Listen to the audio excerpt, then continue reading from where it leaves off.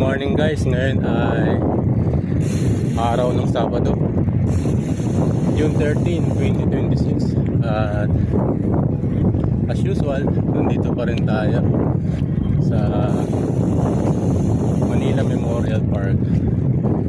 At pauwi na tayo galing sa panggabi trabaho. So mamayang huling araw ng pasok ko. Ngayong linggo ay makakapagpahinga na rin tayo. So nakakapagod na isang linggo ang nangyari sa ating pagtatrabaho. Buti hindi pa rin talaga ganong umulan. Kaya madali para sa atin yung pumasok. Ayan, madami pa rin ang nagja-jogging.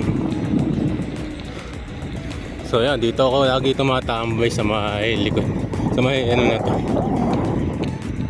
Pagka nung nakakaraon pumapasok ako sa trabaho, dito muna ako dumadaan. Ngayon naman pagpa-uwi, dito rin ako dumadaan sa sa Manila Memorial Park. Ping umaga makapag-ikot ng mga ilang beses, makapag-exercise at pagpawisan man lang kahit konti. Ayun, so ikot tayo rito. So ang gagawin lang natin ay konting ikot lang, and then makapagkwento na ang konting mga bagay-bagay sa ating paligid. So ayun,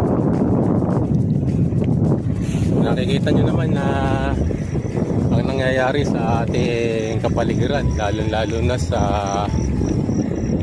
ating pambansang seguridad, dahil sa nag-aaway-aaway ang ating mga politiko, ay ang mas lalong naapektuhan ay ang ating mga kababayan, tayo na mga mamamayan na nagluklok sa kanila. Napakagulo na, bilang napakagulo, kundi nakakahiya na sa ibang bansa. Ayan.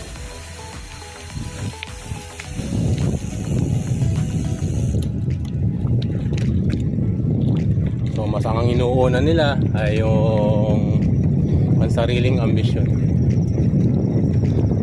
Sana ay matuloy na ang hearing sa flood control project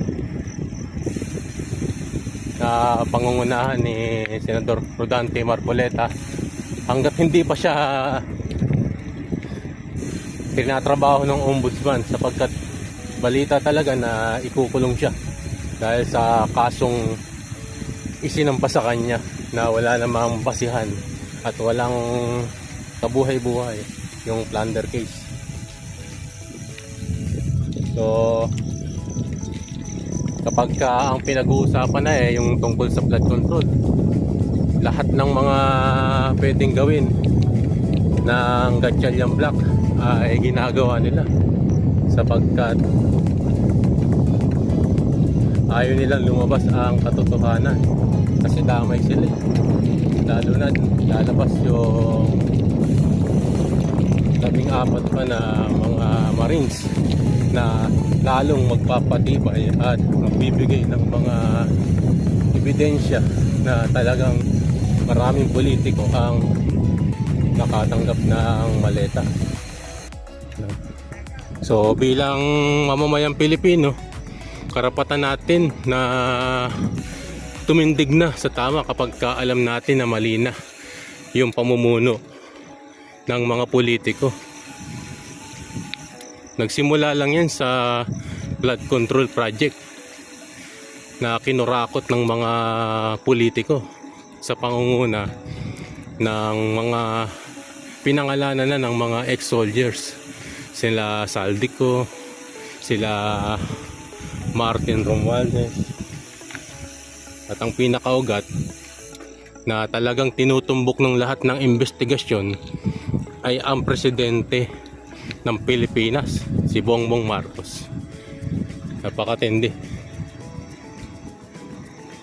Kaya sana tulungan nawa tayo ng Panginoon Diyos na ang bayang ito ay magkaroon ng kapayapaan at katarungan sa lahat ng mga naapektuhan ng ganitong mga skandalo. So abangan na lang natin ang susunod na kabanata sa mga mangyayari sa ating kapaligiran. Pangunahin na sa Senado. Nawa ay lumabas ang katotohanan at maghari ang kapayapaan. O ikot lang tayo konti and then uwi na tayo.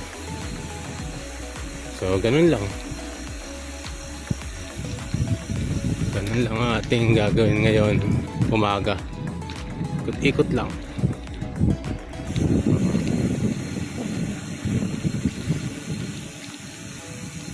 Alright. So itong dinadaanan natin ay pauwi na tayo.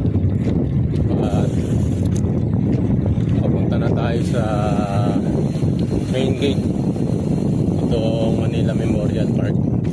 So napakaganda dito tuwing umaga. Maraming nagja-jogging at mga nag-walk pamilya. Meron din mga nagbabike pero bibihira lang. Pero pwede namang magbike. Pagka marami lang mga nagja-jogging na ingat lang tayo.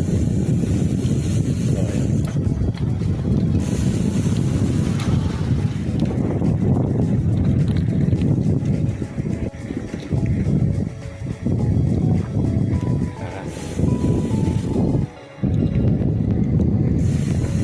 So talagang napakatahimik dito sa lugar na to.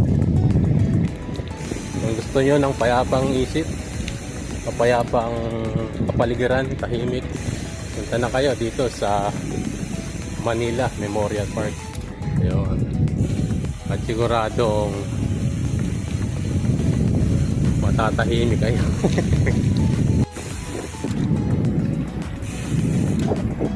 Ikot ulit tayo.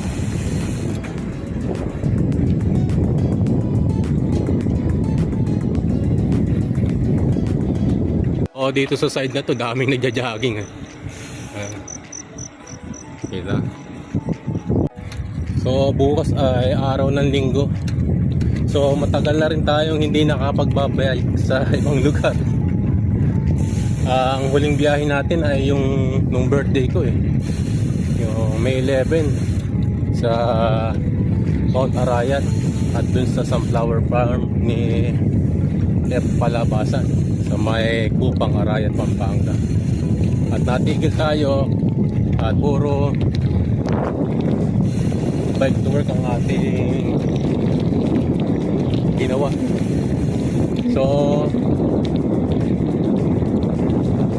siguro sa mga susunod na araw ay makapag-bike ulit tayo sa iba-ibang lugar at simulan mo muna natin sa malalapit para hindi tayo mabigla.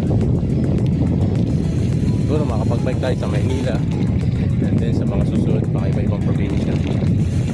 Malapit na ako dito sa gate.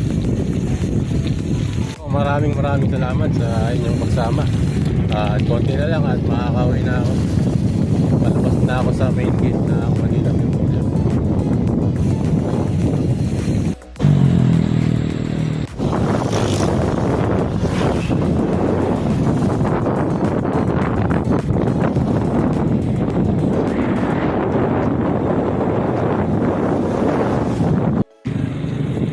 So, lapit na tayo mga kaibigan.